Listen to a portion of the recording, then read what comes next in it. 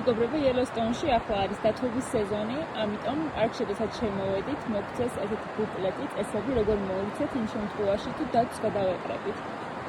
მინდოდა და გამეცნო ეს წესები თქვენთვის. პირველი წესია, რომ უკან დავიხიოთ ნერ-ნერად, თუ დათვს დავინახავთ. მეორე წესია, რომ გავჩერდეთ და მოვიმარჯვოთ დათვის საწინააღმდეგო სპრეი, რომელსაც ამბობენ, რომ კარგი შედეგი აქვს და რეალურად ირიდებენ დათვების თავდასხმის თავიდან.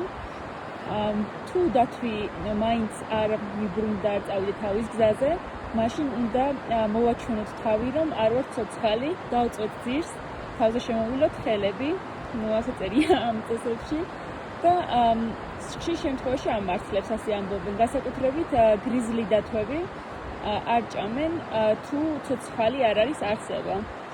ასევე აქ წერია, რომ იმ შემთხვევაში თუ დათვი მაინც არ წავიდე თავის გზაზე და გარშემო გივლით, მაშინ უნდა დაანახოთ, რომ მასე ძლიერები ხართ და მოვაჩვენოთ თავი, რომ შეგიძლიათ მისი დამარცხება და იბრძოლოთ მის წინააღმდეგ.